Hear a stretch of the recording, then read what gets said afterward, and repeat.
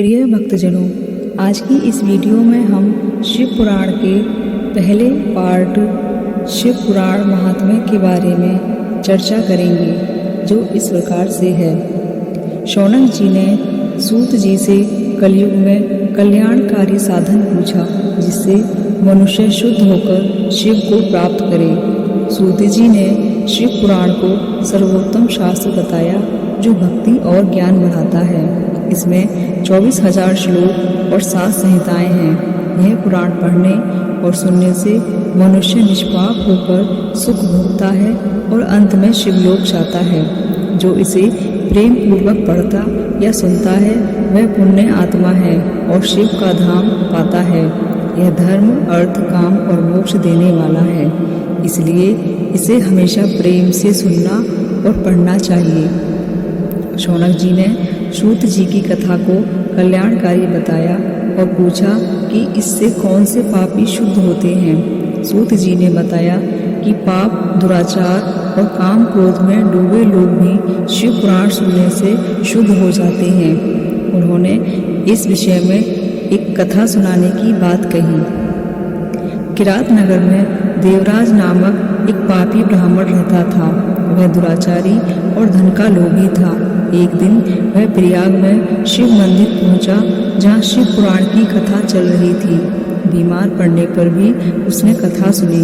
मृत्यु के बाद यमदूत उसे ले गए, परंतु शिव गणों ने उसे छुड़ा लिया और कैलाश पर्वत ले गए। यमराज ने भय के कारण शिव गणों से कुछ नहीं कहा। शिव गणों ने देवराज को शिव के हाथों में सौंप दिया। शौनक जी ने सूत जी से ऐसी ही एक और कथा सुनाने का अनुरोध किया। वाक्कल गांव में लठी नामक दुराचारी ब्राह्मण रहता था। उसकी पत्नी चंचुला पतिव्रता थी। लबीठग की मृत्यु के बाद चंचुला भी पथभ्रष्ट हो गई। वह एक बार गोकर्ण क्षेत्र में शिव कथा सुनने गई, जहां उसे ज्ञान प्राप्त हुआ।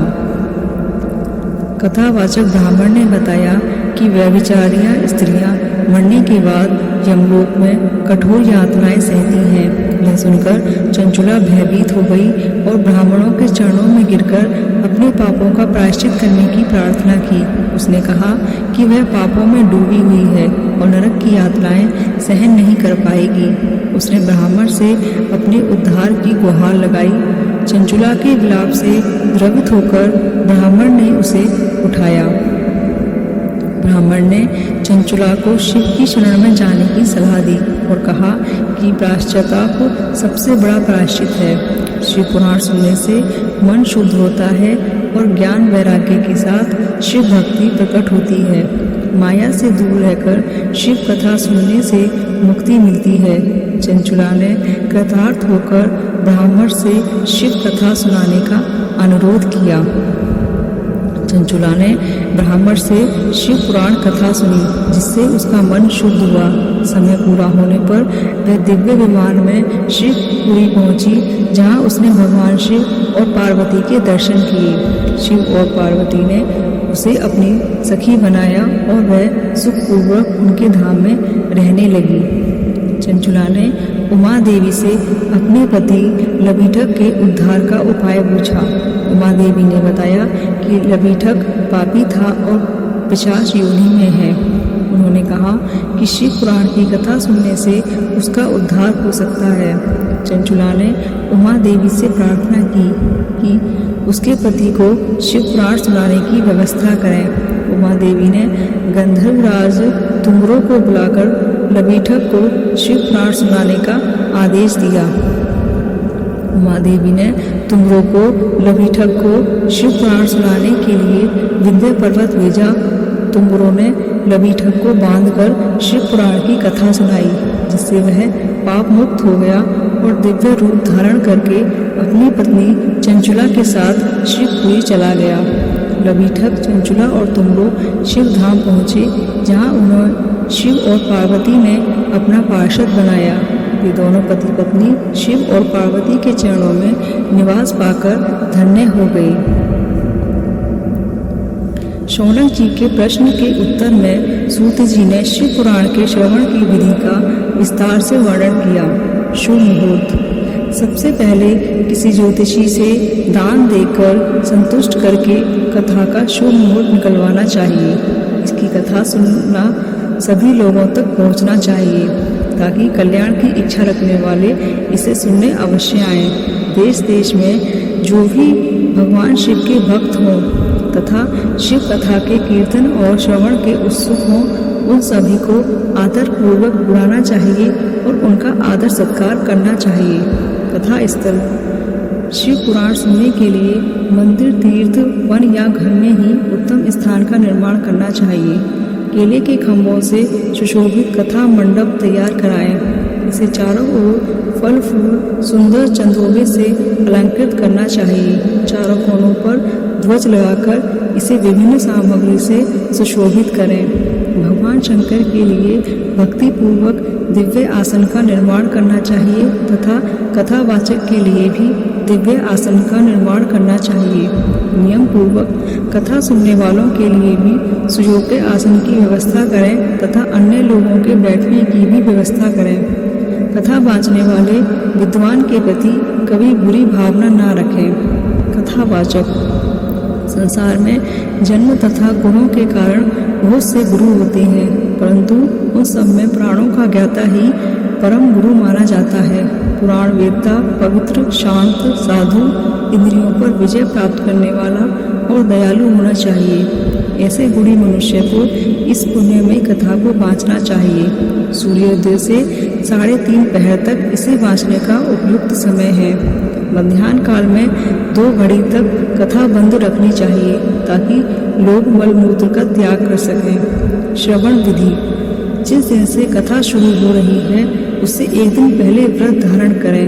कथा के दिनों में प्रातः काल का नित्य कर्म संक्षेप में कर लेना चाहिए। वक्ता के पास उसकी सहायता हेतु एक विद्वान व्यक्ति को बैठाना चाहिए जो कि सब प्रकार से संशयों को दूर कर लोगों को समझाने में कुशल हो। कथा में आने वाले विघ्नों को दूर करने के लिए सर्वप्रथम गणेश जी का पूजन करना चाहिए। भगवान शिव और शिव पुराण की भक्ति भाव से पूजा करें।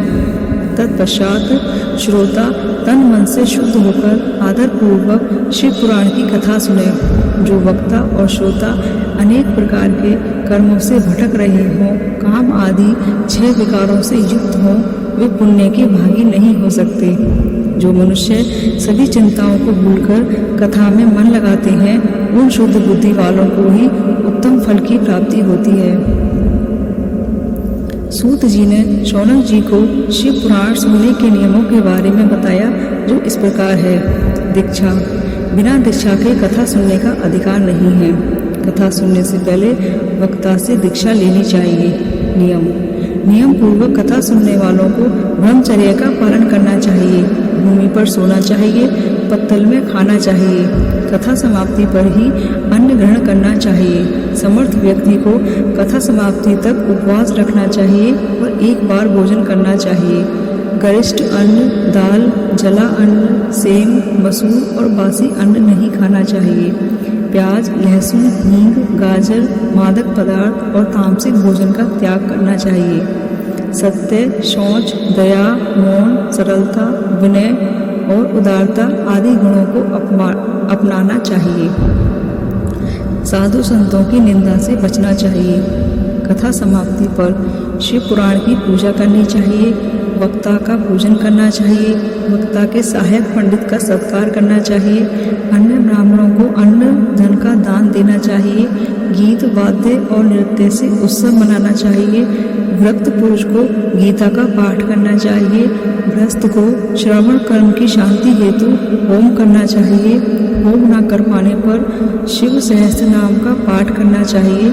व्रत की पूर्णता के लिए शहद की खीर से ब्राह्मणों को भोजन कराना चाहिए। सामर्थ्यवान व्यक्ति को स्वर्ण सिंहासन पर शिव पुराण रखकर दान करना चाहिए। फल सकाम व्यक्ति को मनोकामना पूर्ति और निष्काम व्यक्ति को मोक्ष की प्राप्ति होती है। शिव पुराण के दान से मनुष्य भव बंधन से मुक्त हो जाता है। इन नियमों का पालन करने से श्रोताओं को उत्तम फल की प्राप्ति होती है। धन्यवाद। प्रिय भक्तजनों, मुझे आशा है कि आपको यह वीडियो पसंद आई होगी।